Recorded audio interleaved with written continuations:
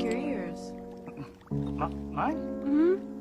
Thank you. Oh, I like your spots. Really? That's another root of human struggle. Learn about other people's perceptions about who you are.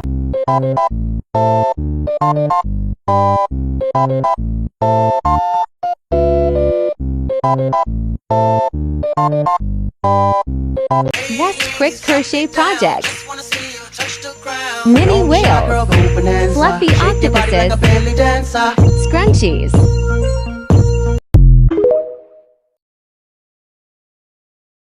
Formula One is back, ladies and gentlemen. Brand new season, brand new dawn for Formula One. Oh my God, my Shayla, my Shayla.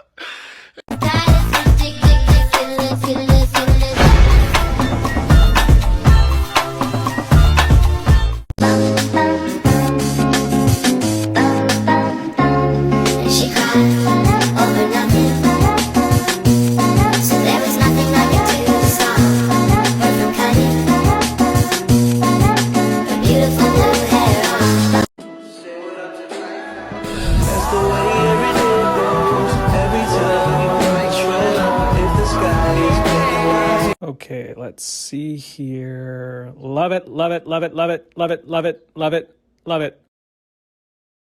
It's all for real. I'm telling you just how I feel.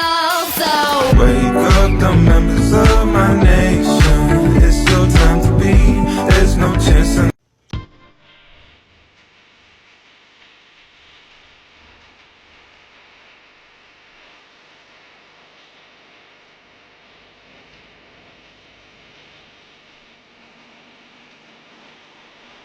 I charged $3,000 for these, and a lot of people have been asking why, and although I think the question is a little bit disrespectful, I'll answer for people who are genuinely curious. These one-of-a-kind wax monogram masterpieces are vegan, cruelty-free. You want to go grab coffee?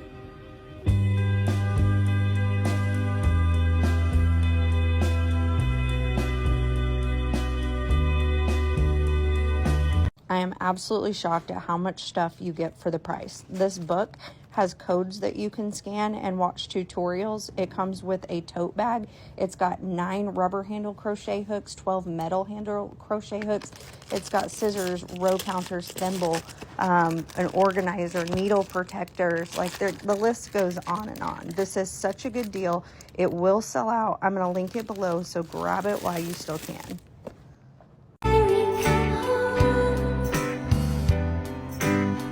Can't you see I was blind? I'll do anything to change your mind.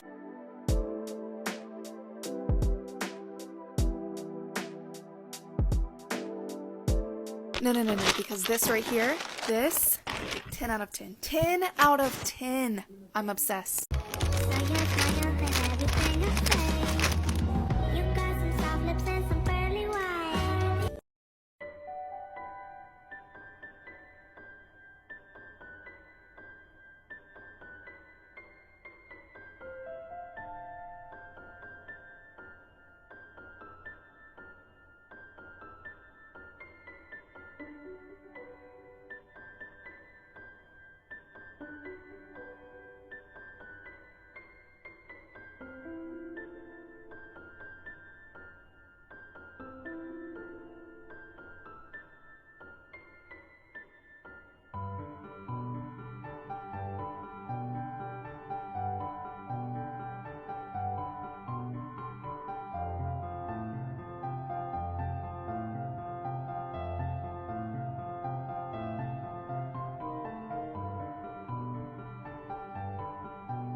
Show you guys all the fidget patterns I've designed in the order in which I've designed them. First and foremost and most iconic is my stress blob. These have kind of just like taken my patterns by storm, and I'm very happy about it. They're bestsellers for me and a lot of other crocheters out there. And then I was like, alright, since there's a blob with a mouth blowing a bubble, let's do some animals. So I did a pug, a chick, and then my frog, which I think I dropped.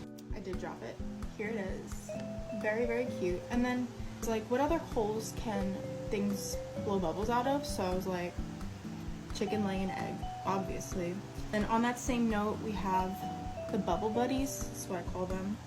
Pig, pug, and a panda, and they all just blow little farts. I sell patterns for all of them, and I also sell bundles if you want to get all of them in one bundle. Honestly speaking, nothing has been as successful and as iconic as the stress blob, and I'm trying to come up with something right now that I feel like is on par with this, so let's see, we'll see. Here's what I think the top 5 best crochet projects for beginners are, from easiest to most difficult, as someone who's been crocheting for over a decade. Up first, we're gonna go with the washcloth. The washcloth or a dishcloth is the best project to make when you're just starting out, because you can use one stitch for the entire thing, and unlike a scarf or a blanket, something that's a little bit larger, you can finish one of these in a lot less time. When you've graduated from the washcloth, of course, we have the scarf. Scarves are great because you take that dishcloth you just made and you extend it a little bit and you have a scarf. Of course, just making sure you're using a beginner-friendly scarf, and preferably something that comes with a video tutorial. Next up, I would say a scrunchie. Though most crochet scrunchies do use more than one stitch, I still think they're a great project for beginners because they are such a small project. For your first large crochet project, I would suggest a crochet blanket. This is probably like a scarf times 10. It's gonna take you a really long time, but the end result will be so worth it,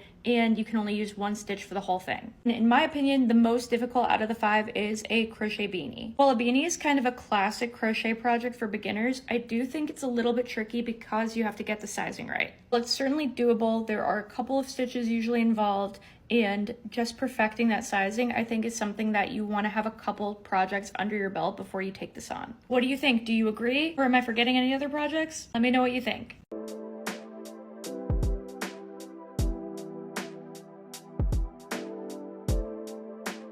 The top 5 best crochet projects for beginners, from easiest to most difficult, part 2. First, we have a great recommendation from my last video, which is the crochet coaster. Coaster is great because it's a super quick project and you learn how to work in rounds, which is super important for leveling up to bigger projects. Up next, we have a crochet bookmark. A bookmark is great because, again, it's a really quick project. It's literally just one stripe. You can also take it up a notch like this person did with a star stitch, or you can use a beginner-friendly stitch like a single crochet or a double crochet. Another great recommendation from my last video is the headband. The headband is great because, unlike a beanie, you can size it as you go, which makes it an excellent choice for beginners who are just starting to learn about sizing. Next up, we have crochet leg warmers, and again, this is something that you could start out with at a beginner level and level up as you go. This one might be a little bit more complicated if you want to introduce some ribbing at the bottom, but that's something you could easily tackle once you've had a few other projects under your belt. And finally, we have the granny square, something every crocheter is familiar with. The granny square can be used in so many different ways and make so many different projects. It means mastering the granny square will open up a whole new world of projects for you to try. It's definitely a little bit more complicated though, but there are so many great tutorials out there for this one that I'm honestly not worried about you finding one that works for you. I hope you found this helpful, and let me know what other crochet questions you have so I know what to cover next. So these are the little crochet poppets that I have listed. I just wanted to kind of show you what they are. So I accidentally, this was a fluke. I was starting to crochet something and I messed up, like I put too many stitches into the starting one and it kind of made this weird little divot thing, and then I just had this, and then I was playing with it the one day, and then I was like, oh, this is kind of cool. And then at the beginning of this semester, I started for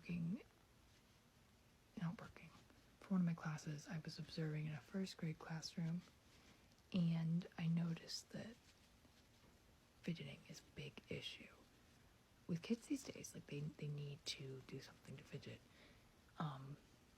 but most of the time, like, the fidgets that they're doing in class are like tapping on their water bottle loudly or like stomping their foot. So I was like, wait, I should like try these out and see how it works. So I made a set for them. Sorry, I forget to breathe whenever I speak.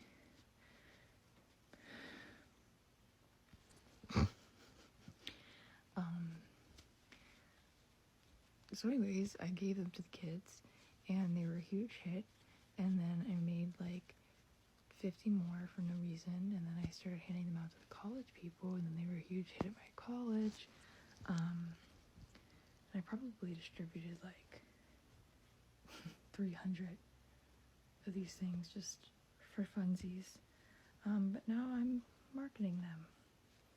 So So they're literally just, they're like, you can tell they're quiet. I mean, I wouldn't say silent if you're gonna like there's a noise there. But it also, like, my therapist said, she was like, this covers several areas of the brain. I don't know why I mocked her like that. She doesn't talk like that. I love her. She's like, this tackles like the fidget. You can feel the pop. You can feel the different like texture. It's soft. It's soothing. So yeah, my therapist loves them. So you'll love them too. Yeah. Shout out to Jameson for being my #1 fan.